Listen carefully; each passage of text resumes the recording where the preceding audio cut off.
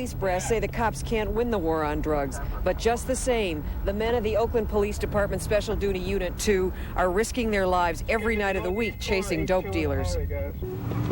Hold on, stay in the car. On this night, an undercover cop assigned to the unit was almost killed making a drug buy. A suspicious dealer pointed this shotgun at the officer. Amazingly, the undercover man not only talked his way out of danger, but he made the buy leading to the bust. Sergeant Mike Beal, formerly a Marine captain. He leads Special Duty Unit 2. You could have had an officer killed tonight. Yes. Is it worth it? Yes, it is. Why? There's nobody else to do it. We keep hitting and we're going to continue to hit. We're not going to let up. We cannot throw our hands up. We refuse to. But Beal and his men are up against increasingly dangerous opposition. Here in the apartment of the crack dealer with the shotgun, the cops find a live U.S. military hand grenade. Copy that about the grenade? Yeah, leave it alone. Just leave it alone. Don't touch it. Don't move it. They don't find many hand grenades, but in the violent world of the crack dealer, varieties of automatic weapons are as common as in military battalions. I had 38 and I had an AK-47. An AK-47. How old were you? 17. What did you have an AK-47 for? Just for the simple fact that if somebody tried to, bother me, then I could come back at them and let them know that I wasn't no punk. You had workers who had weapons? What kind? Uzis. Uzis? Uzis. Why an Uzi? Uzi is, mine was automatic, so, you know what I'm saying, it pat, pat, pat, pat, pat, and not pow, pow, pow. But why? Why a weapon like that? Why do you need a weapon like that? Because it's serious. It's serious. And when it hit, it destroys. How'd you get a gun? It's easy to buy on the street. It's easy to buy guns on the streets. Real easy. Well, you just...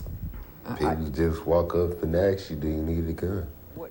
Among the crack dealers, there are mafia-like rules concerning snitches, people who cooperate with the police. What happens to a snitch, someone who talks? Snitches live in ditches. That is actually the rule on the street? Yes. Yeah.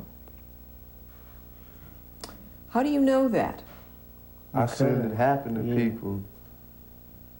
I seen the person tell on somebody and they was out of pocket for that, so they got killed. How did they get killed? I mean, can you tell me how this happened? All right, I know you heard of a lot of people getting killed in the Skyline Hills.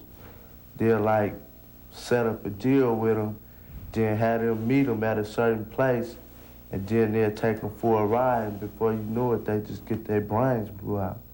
The crack dealers have moved to establish control over blocks and apartment buildings, and the dealers are using terror tactics to prevent people in the neighborhoods from calling the police, something they regard as snitching. If you snitch on somebody who's, like big time, and you think it's confidential, ain't nobody gonna find out, and they just happen to find out, you playing with your life. You call the police on them, they go to jail, that's gonna make you mad. And you be like, who told? And when you find out, you be like, all right, so I'm gonna do whoop, whoop, whoop. And then whoop, whoop, whoop, whoop is like, you gonna say, all right, he told, so I'm gonna teach him for telling. I'm gonna go to his house, I'm gonna kill him. It's really the other person's fault because he's getting into somebody else's business. Police Lieutenant Chris Raw, chief of Oakland's Assault Division, sees the results of the violence and the fear.